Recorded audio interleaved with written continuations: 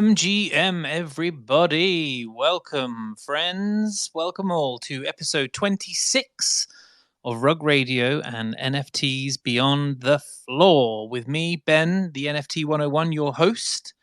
Following 25 fantastic episodes, all now available as a collection of podcasts via Spotify, Apple Music. Go there now, follow, download, listen back at your leisure, as we have started a breakdown of Web3 progression, comprehensive Web3 progression, as told by the builders, the founders, the artists, with real intent.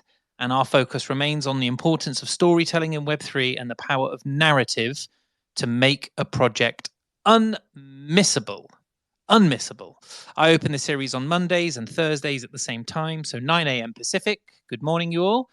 12 midday Eastern. Happy lunchtime, everyone. And 5 p.m. here in the damp and miserable UK. Good evening, all. Good evening, Bex. Good evening, Tom Youngs. Good evening. Good evening. Good evening. I'm just also bringing up Zerk, and I'm bringing up Spaceman. How are you, Bex? How are you? I'm all right, thank you. Where are we? Where are we at? We're a day before due date. Now, you're keeping us on on edge. Well, according to my midwife, might still be 2 weeks. So no. don't be too on edge. Get yourself a curry. Yeah, I know. But yeah, I'm here joining for about half an hour. Unfortunately, I can't join for the whole session, but I'm really looking forward to this chat today. Bex, it's always lovely to have you up. I will sneak off Great, quietly. Thank you. Hey, Tom, how are you? I'm great, thanks, mate. I'm not pregnant, so you can't bring that to the table. I know what the news you like, though. It's coming home, isn't it? It's coming home. It's coming home, yeah. Well, actually, that was more Spaceman earlier. Was it? Absolutely doing no work, just watching footy, but... his wife's kicked him out. He'll tell you that. Hello, Spaceman. Hello, Zerk. Big energy. Oh, I love it. Big energy. That's a lot more energy than he's been showing this morning, let me tell you. He's been saving it up for us. Well, yeah, because I haven't been sat on calls all day with these schmucks, you know. So luckily, I've been a free man today. It feels great. Very good. I'm glad to hear it. Yes. Well, look, good to have you all up. Last week we had a great feedback session at the beginning of the week. Got some good feedback about what's going on this Thursday coming up. First bit of that feedback, first open mic session. So all of you, mark it in your calendars. I'll post it in after this session. It will be great to invite people up just to talk about what they're doing and what's going on in the space. But today, really looking forward to speaking with Philip Colbert, who is the artist behind the Lobstars, a project that I work very closely with. I've been working as head of community there since, March now. Yes, we've had lots of excellent bits and pieces going on, but we have a cool announcement about an upcoming smaller collection called the Lobstarbots, which is connected to an amazing art experiment that Philip is coordinating. And so, yes, I won't talk about it anymore. I will invite him up to come and speak about it. Hello, Philip. How are you today? Hey, Philip, you're on mute. Yep. Am I not on mute? I think I'm not on mute anymore. Okay, you're good now. Hello, Philip. How are you? Button-free situation. I'm okay, Ben. I just wanted to check. I'd never asked you, why are you the 101? I don't know, really. So people say, like, when you give someone a 101 on something, it's like you give them like a rundown, like a brief, comprehensive, this is how it works. And so... Okay, that's the 101. Okay, I was just wondering. Yeah, and so I just I nabbed it, the NFT 101. I thought it was interesting back in January when I was sort of finding what was going on in the space. Yeah. So and I also managed to get the domain name as well, but I haven't done anything with it. Amazing. Yeah. So anyway, how are you, Philip? Yeah, good, thank you. Ben, good. I just had a long trip. I had a lunch in Barnes in the other end of London, and so was stuck in crazy traffic for a long time. Perfect. But that's exactly what you need when you know you've got a call to be on where you need fixed signal. Yes, exactly. But I'm back in the studio now. Great. Yeah. So. And you're moving studio, aren't you, Philip? You're moving from one into another. It's luckily keeps getting delayed, so I keep putting it off. And luckily, it's getting delayed all the time. So now it's delayed till a few months into next year. I see. It's always Well, the logistics of moving is always a bore because you have to pack everything, and also just so much going on. It's hard to like prioritize. And I've been to your studio. That's going to take some serious packing. Yeah, it's a serious lobster chaos zone. Yeah. A lot of fun. Have the guys in the studio been able to put a little bit of the football on there today? Have they had a sneaky desktop I was setup? out at this lunch with this. It was this artist friend of mine who's called Bruce McLean. He's like he must be 70 now, and he's quite an interesting artist. You can Google his work, and he did the massive sculpture that's by Liverpool Street Station. So it was with him and another artist friend of mine, a guy called Martin Creed, who won the Turner Prize with the light bulb switch, the light bulb flicking on and off. And those two are randomly. It turned out that Bruce used to teach Martin at the Slade Art College or something, so they knew each other years ago. And I just realised they knew each other, so we had a catch-up lunch, which was nice. Very nice. And I think we had you on the show. Gosh, I think you came on episode 3, so we're now at episode 26. So lots has happened since then, and let's see if we can go through an entire Spaces, you and I, without one of us dropping out or the signal dying or something happening. So I think it's probably mostly my fault. That no, it was definitely I was away on holiday. I remember, but yeah, we'll try and get all the way through this one. And lots has happened, and I think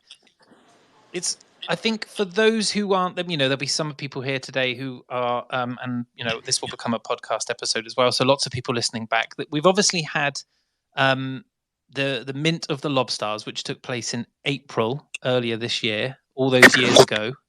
And I kind of want to set the scene for some people who will wonder where the Lobstarbots has come from, because way, way back before we even minted the Lobstars, you obviously, in your frustration during COVID at not being able to exhibit, you set about building out Lobstaropolis, which is a very large space in Decentraland. And can you tell us a little bit about that land? Because you've obviously got the robotics lab there anyway, haven't you? Yes. Hey, Philip. Yes. Sorry. You're back. Yeah. I guess I've been interested, and I've mentioned this a few times before on Twitter Spaces and stuff. I guess I've been interested just in this cross section of art and technology, and in the different and all the possible directions that can take. Which obviously got me into the sort of modeling process towards that also is integrated in my paintings that even have this sort of modeling process, and then obviously the actual digital works themselves, and then obviously, as you mentioned, the metaverse space and having this sort of world, and then with robotics through first telepresence, and now with the Lobstarbots is I guess the Lobstarbots is just a development of what I guess I was a sort of direction with I took with the telepresent robots at the Saatchi show. Was just what was really exciting with that was how by integrating this idea of robots in the exhibition, it really changed how the exhibition was perceived and the energy around it and how it felt like. And so I guess it really lit a flame in my head that I was like, I really want to do a lot more experimental robotic activity with my art. And so I guess I've been working a lot on telepresent ideas, and then I guess as the NFT space really developed and as the Lobstars developed, it just felt a really interesting intersection of trying to I've been building this robot, and I thought, well, it would be really interesting to try and take the idea of the creation of the NFT and the next chapter of the Lobstars, but sort of somehow integrate this idea of the robot with that and push the boundaries a little bit about what of the art making process. And I guess this is already happening obviously in lots of artists that work with AI are obviously already doing a lot with NFTs, so it was not like a new thing in and of itself, but the idea of creating a performative robot that had an AI brain that the holders could somehow activate and control, and at the same time create a performance with, to me seemed like it's at this stage obviously we're describing something because I'm describing something because it's not really been done yet. There hasn't really, well, certainly hasn't been a lobster robot, but in terms of the phenomenon I'm talking about in a way is still quite particular because it's a mixture of quite a few elements. and it's not. And until I create it, it's a bit like with the telepresence show. Like when it was in my head and we were working on it, was one thing, but then when it actually became real, then it became much more visible for people, and it became, the phenomenon of it was created. And I think with the Lobsterbots, I think I'm excited for when we actually get, very imminently, when the lobster robot is in position and, people can operate it, and suddenly, the AI brain function becomes visible and the experience then is real. Because I think at Yes. that point, it will hopefully be quite an exciting moment where, when it really shows that I think the phenomena around art can really be opened up with technology. And I think, and hopefully, it's a new phenomenon that people experiencing it or people witnessing it or watching will be like, wow, this is properly amazingly bonkers. And well, to kind of par back a little bit, because I think it's so easy for this to be seen as very, very bonkers, because it's surreal. It's a surreal thing that you're talking about, and in your mind it's very firm and it's very fixed. But I want to try and bring people on a little bit of a journey to come to where this is going. So essentially, the Lobstars minted, and part of the roadmap for the Lobstars project was robotics. And so Philip commissioned a robot to be built with UCL, right, with University College London and their robotics department. And that's right, isn't it? Sorry, Philip. I just wanted to get confirmation. It's with UCL robotics department. They have built now a robot which Philip and his team in the studio who have got this incredible 3D printer have been able to create all of the kind of body parts that now have been attached to that robot. And there is a robot lobster, which is, I don't know, about 3 foot tall. Is it, Philip? How big is that robot? Yeah, it's maybe 3.2, just over 3 foot. Yeah. And so that robot can do various things, and it can be controlled in various ways to move its eyes around and its arms and its claw and all of these different things.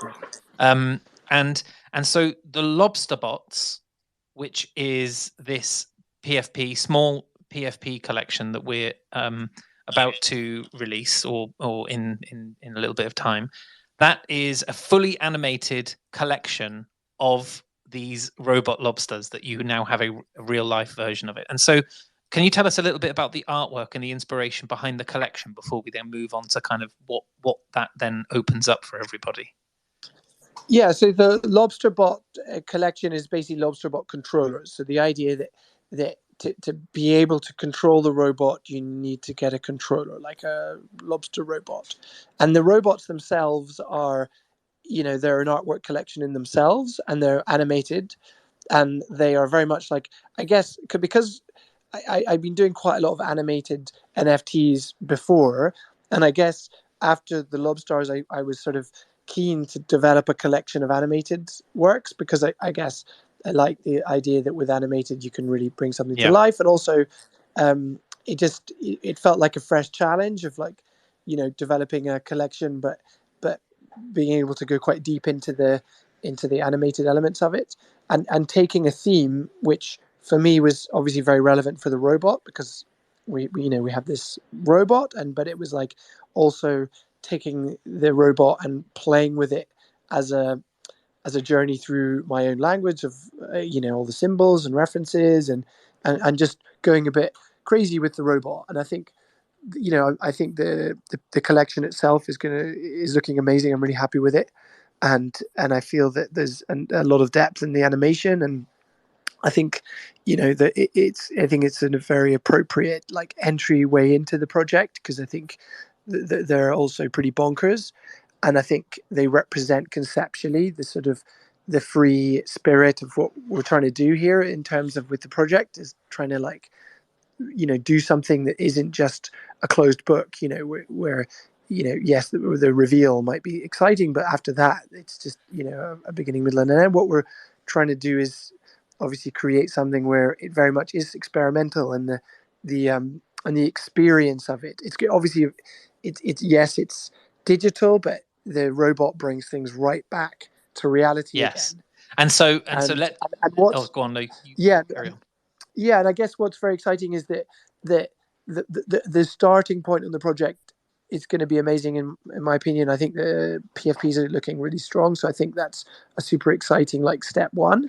But it is just the controllers are just the start, and the key to this project is also how it's a performance with the robot, and then the result of what the robot makes. Because you got to remember that also the robot is a great opportunity for me to play a little bit with the pop factory idea and have this lobster robot artist which is programmed with an AI brain that basically the users are controlling, and we're making artwork, is also an amazing like performance piece for me as an art piece in and of itself. Yes, and so let's cover that then. So holders of the PFP collection that you're talking about, which is a limited PFP, it's very low volume. It's not, there's fewer than 1,000 pieces. And holders of that collection will essentially be able to connect to an experiment that you are running, and that will be like a live streamed and also telepresent. So when they've connected to it, they'll be able to almost like look through the robot lobster's eyes and take a little bit of control of that lobster. Put my teeth back in. That robot, that lobster. I say this and I sound so bizarre talking about it because it's really wild. But the idea is that they'll be able to take control of it and essentially collaborate with you to create a real life piece of art. Yes, well, and this is what there's almost a few elements at play, because the user is taking control of the lobster robot, but then there's also an AI brain. So there's an AI element of it, and then in a way there's some elements determined by me. So it's like it's a sort of collaboration between the user, the AI brain of the lobster robot, the AI, the super lobster brain, and then the so there's me, the artificial intelligence, and the user. So it's a sort of it's in a way an exploration of the authorship of art, but also the possibilities of it, and in a way, and being able to create a way of making art which is more experimental, if that makes sense. And this experiment, because it sounds very theatrical, right? It sounds almost like a show, like a performance. This performance will be taking place. It won't just be happening like behind closed doors. Essentially, like the idea is that you work with a partner. Yes, definitely. So there will be a few different stages. So we have our launch period where we will have a very public installation of the robot, where we'll announce it to the press and everything, and then we will launch the PFP project, the controllers, and then when the project hopefully mints out, then we will have a performance, which again will be very public, and the robot will the robot art factory experience, which is again will be like a performance, will be set, and then when the works are all created, then there will be an exhibition. Amazing. And so, okay, right. So I'm just trying to frame it so that then everybody is on the same page.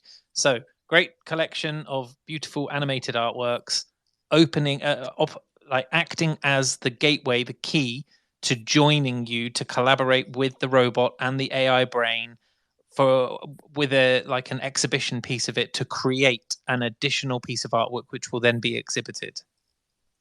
Yes, exactly. Excellent. Right. So there we are, everyone. Any questions? But I will let Spaceman, Zerk, and Bex chime in here if they want to, because that was quite and it does require a bit of explaining, just so everybody is kind of like up to speed in terms of what it is that you're delivering. But I guess my first question, Philip, is why? Like, what is it that is that excites you about this? I was going to ask the same thing. Good question. Sorry, Zerk. For me, what's exciting about it? Yes, like what is it that gets you kind of like what motivates you to make performances and create art in this way? Well, I think I've always believed that in a way with performance, it's like punk of art in a way, because you take risks, and there's something with performance as well that's a live wire that's living. Sometimes art can be the carcass, the relic, the sort of inanimate object in a way. And the great thing with performance is that it's the spirit in the air. There's something when you witness a really cool artistic performance. There's something where like it's alive, and it's got that energy of punk rock. And like for me, that's the power of performance art. Like when I've done little performative things in the past, like I once did this gorilla catwalk show in the National Gallery, and I had like completely unofficial, came into the gallery with all these models wearing crazy outfits during Fashion Week, and it was like, and I told the whole press and everyone to be there at 3 o'clock, and we were handing out bowler hats like Thomas Crown Affair, and the whole gallery was filled with people with bowler hats, and it was a completely unofficial event, and we completely took over the National Gallery, the center of the museum. There was so many cameramen in there and photographers, even though they're not supposed to have photographers, just because everyone had coming in at the same time. And when the models came in, it was like the energy in the room was insane. Like and they were making this sort of train formation, and the sound of all the high heels going in the space created this crazy audio as well that we didn't really expect. Like and when I was planning the idea, I didn't really the museum officials were like in complete chaos because they didn't know how to stop it, and there was an amazing sort of rebellious spirit and creative energy with it, and people in the room there were like, that was amazing. Like people came up to me afterwards and was like, that was such a great energy what you did in there. It was like felt so amazingly bold and like and creative and bonkers, and like it was a risk and it worked. And for me, I guess this idea of the performance is really interesting with art. Again, it's like, I think it's like the live wire that can be very powerful. And I guess for me, with this project, like when the stage is set and we have this like this set with the robot and the conveyor belt and the whole like like the stage set of this sort of robot art factory, and just the very nature of people making art through logging into the lobster brain and then controlling it, and then the result of these works is going to be like a crazy experiment in a way. And the, but I guess what I think is very interesting about it is the phenomenon of that is something we don't know until it happens. And for me, there's something I think going to be very like people viewing this when they see it, they're going to be like, "What the hell is going on?" And it's gonna. I think there's going to be something quite exciting in that, because like we can't fully determine the result at this stage, like because there's also a large AI component, which is also extremely exciting in and of itself. Like we've been programming an AI lobster brain to make my work based on all my past work, and so and also by the input of the holder. So that is also going to be really interesting. It's going to be a very progressive part of making art today. So we've got the AI element, we've got the fact that the user will also like have a painted element on the work, and also we'll have some text AI input as well. So the result is going to be very exciting, because it's going to be something quite fresh that we don't quite know yet. But it's like there's a lot of conceptual elements that are determining how it's going to work. Amazing. But we don't quite know the results. So I think it's going to be like like a punk rock sort of experimental jazz concert. It's going to be a bit bonkers, but I think but the visual, you got to remember the visual of this, like people when they log in, they're going to see themselves in a mirror as the robot, as the lobster robot. It's an experience of a PFP, like never before. I mean, it's a telepresent experience of taking control of a robot lobster.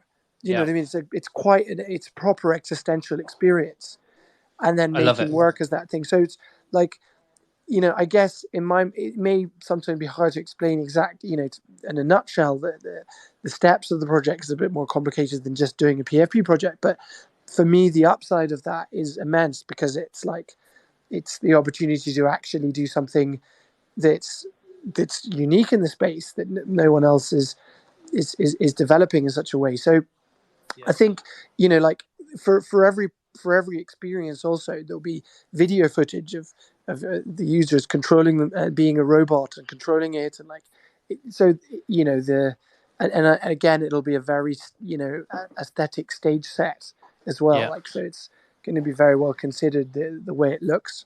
Great. Philip, if I can just interrupt you for a moment. Bex, I'm conscious that she's only got 4 minutes to go and she's been so patiently waiting with her hand up. Bex, you have a question? Yeah, that's fine. It's just actually, you mentioned your peers like Turner Prize winners and museums, galleries and things. I just kind of interested to know sort of how on board or actually how snooty they've been about Web3 and the space that you're very much moved into and are working really hard at, because I suppose over time I've heard such differing views of it all, and from gallery advisors and things like that I'd love to kind of get your viewpoint on how much resistance or encouragement you've actually had along your journey. I think that's a great question, Bex. I think to be honest, it's just it's typical of, I guess, that this sort of split which occurs with everything. I mean, like even with art itself, people in art disagree hugely about what's good art and what's bad art, or what, like, so there's so much let's say differing opinion. And I think, like, I guess the institutional art can sometimes be very like, say, it's like a sort of club in its own right, and they and yes, maybe at the beginning of the digital movement, I think these type of institutions or communities were quite like pretentious, maybe, or a bit snobbish about it, and maybe didn't take it that seriously. But then saying that, there's a lot of people that really did take it seriously. So I think it's probably been very divisive. I think I found definitely like just that like a lot of people that in the traditional art world have not been interested, but then a lot of people have been. So it's very diverse. I couldn't really say that like all establishment people weren't into it, because definitely a lot are actually quite into it, or this, even if they weren't at the beginning, they've definitely become more interested in. I think it's just a bit like, there's so much disagreement even in art about what makes good art, or what's important in art, and it's such a crazy complicated discussion. So in a way, the NFT issue just played into that, in terms of, I don't know if that's really answering your question, but I think so. I think it's as split as as we all find exactly. it, right? I think, but what I would say though is that I think, in my mind, and I think for a lot of people, then the people that were a lot of more avant-garde art practices were already working a lot in digital art before, because digital art wasn't such a commercial part of art prior to NFTs. Like if you were a video art maker or even a digital art maker, it wasn't like you didn't really have an easy track to auction and results and making a strong market for yourself as an artist, unless you're one of the very few very successful video artists or something. There wasn't like an easily democratic, accessible, way of making a living. And it was definitely much more niche and much more in a way supported. So weirdly, the digital art movement and the NFTs created an ecosystem for more digital oriented artists. And I think a lot of, and some of these artists were definitely more artists that were, with even more conceptual or more on the fringes of things. And so actually, I think that was a huge support to that. And some artists really embraced that opportunity and stuff. And I think, and I think that was definitely one of the amazing things that the NFT art movement also did, was it gave this, digital art medium a much greater position at the table of the art industry. Definitely. Bex, great question. Thank you so much. And if you drop out now, have a wonderful until we speak to you next. And good luck. Lovely. Thanks so much, guys. Thank you. Philip, listen, it's fantastic listening to you talk about the inspiration behind it. Let's talk a little bit about like the operations behind it. Like, it's building robots and then creating events that then kind of, and setting stages for these kind of exhibitions. Like, what? I don't know. It's a funny thing, isn't it? Because when you think of art and artists, you typically think of someone in like a studio with a with paint or with a computer because they're doing it digitally, or with bronze or whatever it is. But you're essentially you're creating like a show. What goes into that, and where do you, or how do you start the process of doing that? Well, I guess definitely having a great team is a huge help. Like, I think otherwise it would be impossible for me to be able to take on like mixed projects or different. And I think also in developing my digital work and developing the metaverse and being able to constantly, let's say, update Lobstarbots, it's been something that is only possible because I've been lucky enough, let's say, in my practice to build like a core studio team. So I think having the team is an amazing like way of being able to develop these sort of more experimental parts of my practice. The In terms of like things, a lot of the time also, I'm making it up as I go along. Like, obviously I've never built a robot before, or put on a crazy robot performance, but I think it's the very nature of this going into the unknown which is interesting, and I think that's what I want to be doing. I always thought my spirit as an artist is to throw myself into the machine, a bit like throwing a spanner into the works of a machine. It's like, I think there's something about art for me which is always about trying to be free as much as possible, or being an astronaut of language in some weird way, like heading off into some crazy direction is a good thing, because it's about demonstrating the power of art to sort of illustrate human freedom somehow, or express, to go into sort of no man's land and make a a sort of art in an interesting space. And so I guess, yeah, like, and I guess for me that's always been what's motivated me to go into like either to metaverse as an idea. Going into the metaverse was interesting because, again, it wasn't something I knew about technically before. And so I guess a lot of these things have been like a journey of learning and just trying to like explore as much as possible and push the boundaries of my own practice as much as possible. Amazing.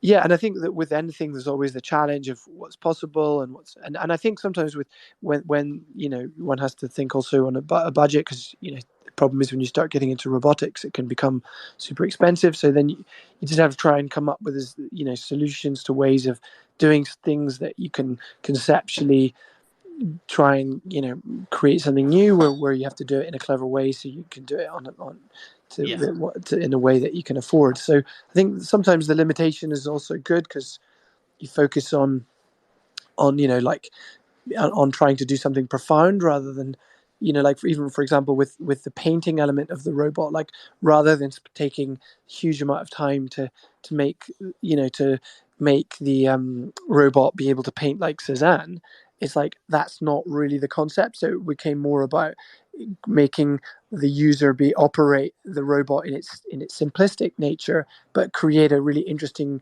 brushstroke that represents the sort of user controlling a lobster robot, and that stroke in a way is representative of the limitations as well as the identity of the project. So it became it's just trying to play to the strengths of ideas rather than get caught up sometimes in the wrong way. Absolutely.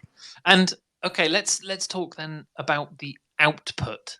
And so essentially, let's pluck a number out of the air. 1, 2, 3. So if it was 123 and it's more, I know it is, but I'm just plucking a number. If it was 123 NFTs that were then able to create 123 artworks, what then? Like, what follows the kind of the output of what we're trying to create?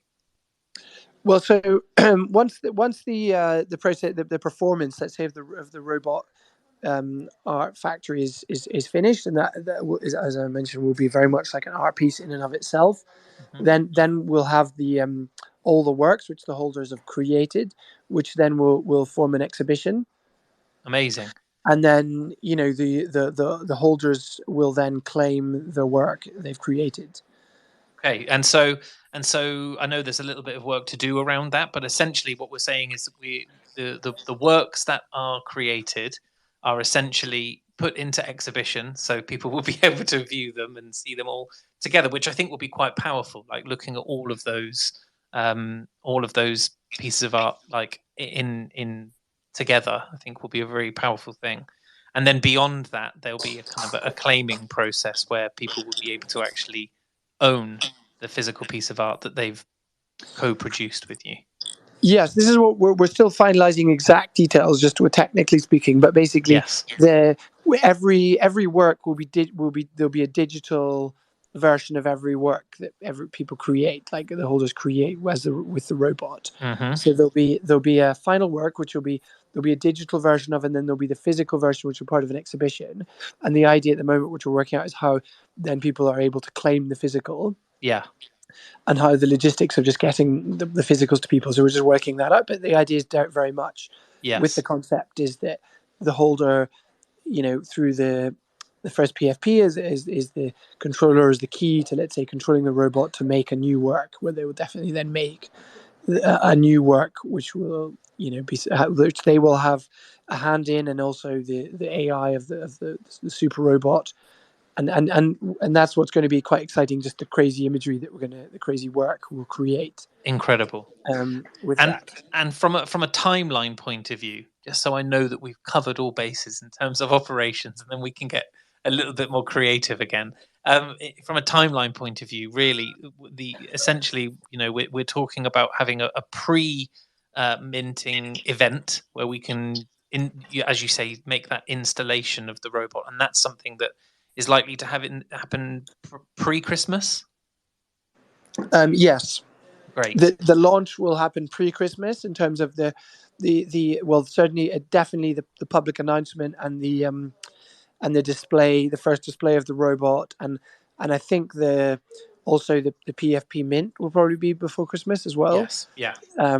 And then next year, it's sort of towards probably mid to late January, we'll probably do the performance. Amazing. Right. And that will then run into the exhibition. Great. Well, now we're clear. And it's I think it's really great just to have all of that information out and presented in a way that people can now digest. Completely. We'll what basically will make it a lot more easy, I think, to digest is at the moment we're just working on some nice visual beats that and the wording to really make it very clear. The 3 steps, and I think also like some animated videos that really that demonstrate the performance element and give an indication of how these works are going to look as well, which is really exciting, because I think that's also what for me is the most exciting thing of all, is the creation of the project, what we're going to create with it. Yeah, I completely agree. And I think and also like we'll convert this into quite a tight podcast, so that we can refer people to it and they can listen back, because it's just really, really useful to be able to run through all of those different things. So if people want to join the allow list, this is the bit where I can take over for a moment.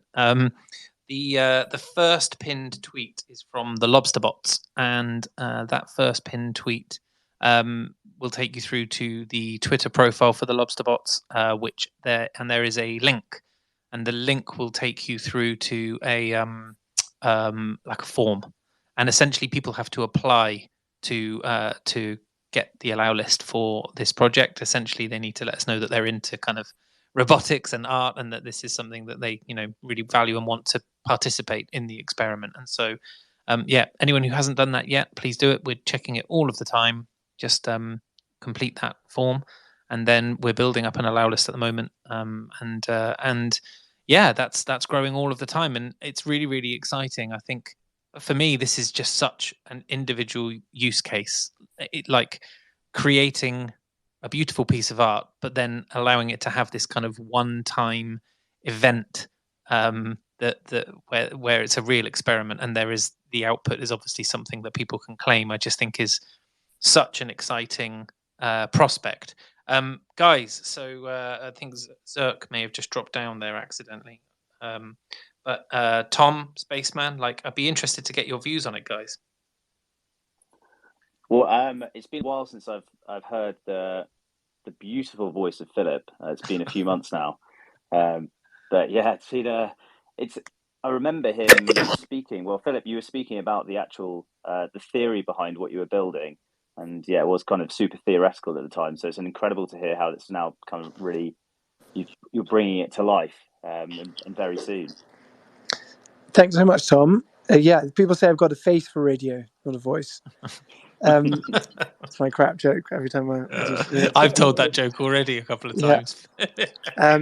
Basically, yeah, I guess it's really exciting for me to have this project, which I guess is quite it's quite a passion project in terms of, because it's very much driven by the desire to just be experimental and try and create something a bit fresh in the space, because I think there's a lot of idealism in Web3 in terms of what people would love Web3 to be, and there's no better way of actually realizing that than putting your foot into the unknown a bit and be willing to take some risks with the art making, because that, for me, it's the very essence of what makes the Web3 space interesting for art, is to use it in the way that only it can do.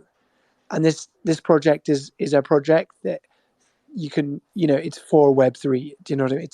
It's interface, using, telepresent robotics and the interface of the computer and creating something digital, and that something that's entirely enabled by in Web3.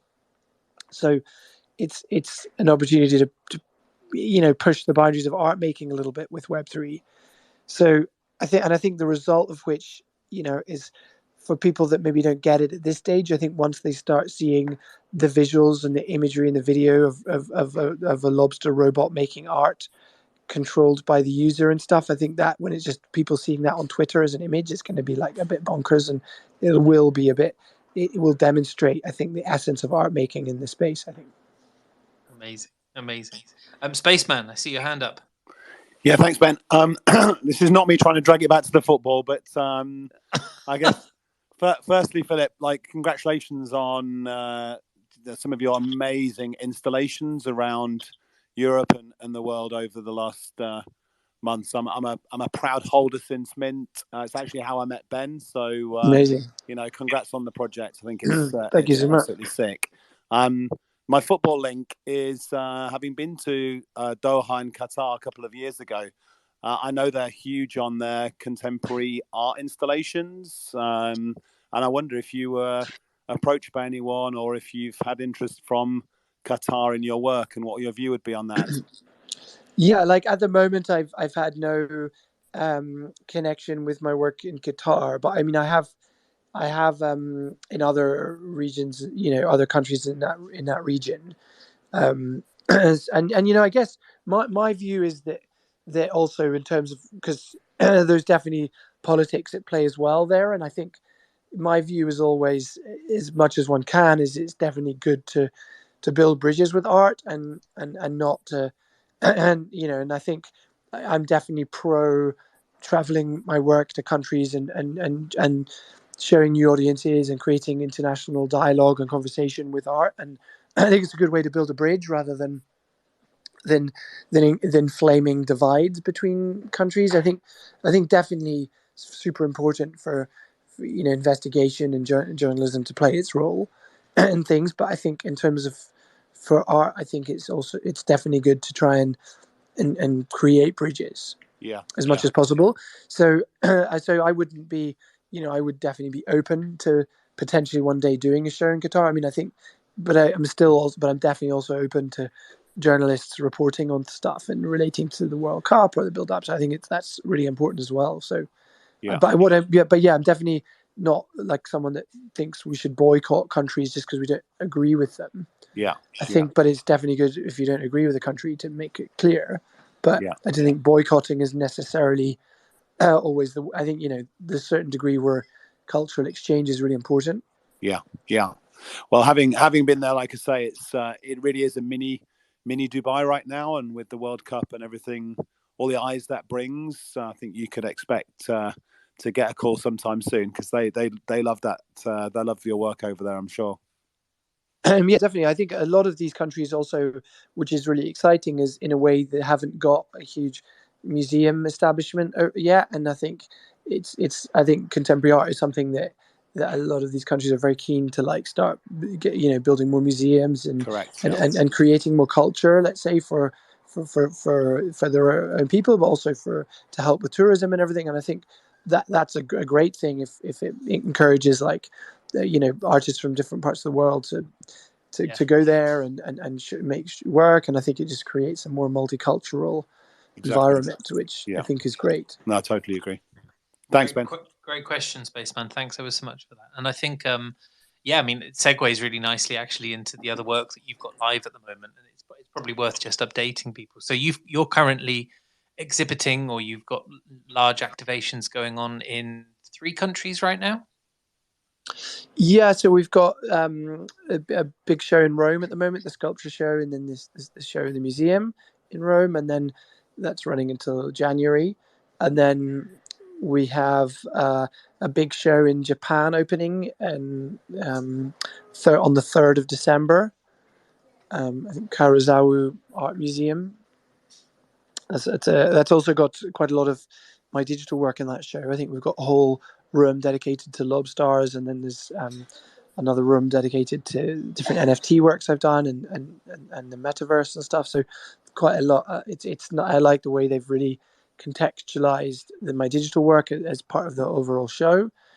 And that's really exciting. We can't wait to go back to Japan. And then I've also got a show in Shanghai that opened at Pearl Lam Gallery, which I'm excited to have like quite a lot of new furniture pieces I've made for that, and also it's quite an immersive installation. I created a lot of wallpapers, and so tried to really make the experience of the museum, of the gallery, feel quite immersive. Yeah, I've just pinned that one actually. I noticed all of the different colors and, as you say, the wallpapers in that exhibition. It looks like noticeably different from the last few that we've obviously all seen photographs from. Yeah, so and what's cool about that is having the furniture in there. They've now added like the furniture with the lamps and telephones, and so it really feels like a pop surrealist interior world, like a crazy IKEA scene. Yeah, like sort of IKEA and the Lobster Planet. Yeah. We've got a request actually from I always get his name wrong. Iameni. I'm going to bring him up now as a speaker. Who is one of one holder? Philip owns the real nice transparent swan lobster. Oh, amazing collection. Yeah, and so cool. and minted it actually. Wow. Yeah, Iameni. How are you, man? Good afternoon, everybody, and happy holidays and all that good stuff. Happy holidays to you. Remind me how to pronounce your name. It's just Eni. I mean, I am Eni, or Eni. I am Eni. Just Eni. I am Eni. Yeah. See? It's a long story, but I'm like a huge gamer. I've been in the gaming space since Pong. My gaming name was Annihilator. And when I transferred over into this space, I said, "Hey, that's kind of a little harsh. Maybe I should soften it up a little so bit." That's what I came up with. And how are you? You've still got your beautiful swan. Yes, my Bajark. I was lucky enough, to mint a 1/1, and I've got. I'm involved in the secret room. So this experiment, I'm super excited about.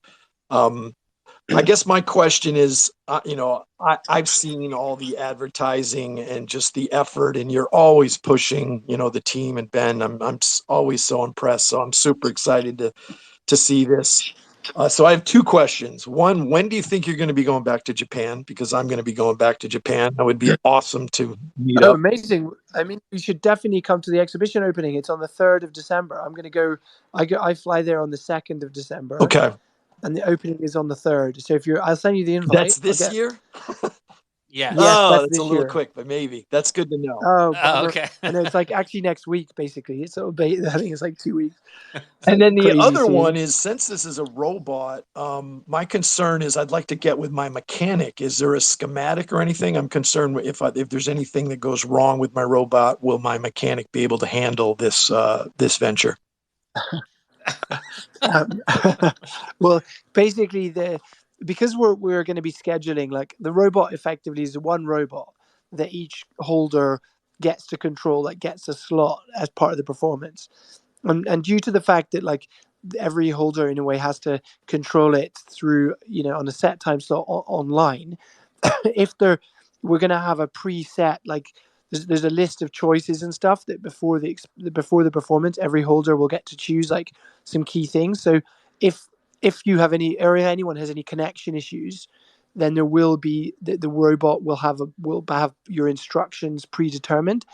If you don't get if for some reason you have a problem logging in, if you shouldn't have a problem logging in, because obviously we've developed a special developed like a platform online, like our own website with specially developed functions. So you're inside the lobster brain, and each holder then has the slot where they take control. But and let's say that experience will be perceived through the computer basically. But then if there is technical problem, there is instructions that each holder gives to the robot, which which the robot will take if it can't be controlled there and then, if like for some reason there's a technical issue. Because the challenge we have is to try and we want to basically try and utilize having like quite a few users take control of the robot. So we need to do that in an organized way. So it's like, because we also want it to be a performance rather than just, because the other option is just having the robot linked up in the studio, and then people could come over a longer course of time and just take control of the robot. But we wanted to have it like in a performance, like a bit like going to the opera or something. We wanted the experience of this to be like an art piece in and of itself. So that's why we needed to coordinate everyone in time. But after that, definitely we probably will have the robot in the studio, so holders can also just log in other times and have a go and playing around with it in a less dramatic location. Amazing. I was just joking around, but all that information, I'm so glad I've asked. That was amazing. So the way people will be able to sort of like book in essentially is if you imagine like a token gated Calendly. So essentially you'll be able to validate your token, which will allow you in to then book your timing and then make some selections on kind of like as Philip says, like the different things, the different kind of variables that will allow you to create a different piece of work. It's I mean, I talk about it like I know what I'm on about, but honestly, the whole thing blows my mind a little bit. It sounds amazing. It really does. Very exciting. I'm wondering if anyone else wants to come up and ask Philip a question, because we have a few minutes left. And if not, then I will allow Philip to go about his day and thank him.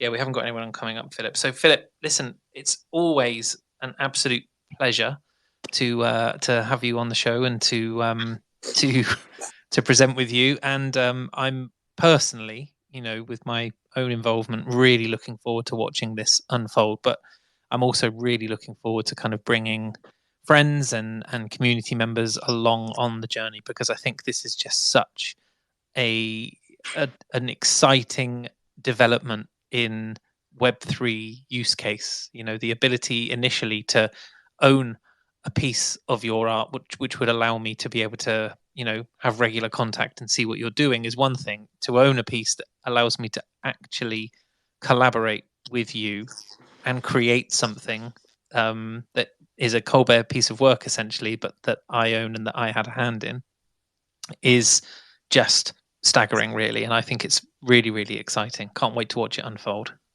Thank you so much, Ben, and thank you everyone for joining. Great. Well, look, I will great leave it there and I will let you go. Spaceman, Tom, thank you so much for your time today, guys. I am Eni. Thanks, guys. Thanks for coming up and answering your one. And yes, Philip, thank you so much. Everybody, have a wonderful week. Come back on Thursday for our first open mic session. And yeah, I'm really, really looking forward to hosting you all, finding out a little bit what's going on. And yeah, have a wonderful week. Big energy, everybody. Big energy. Big energy. Arigato. I have turned the soul of this beautiful land, but that beauty a rich man's world. I have turned the soul of this beautiful land, but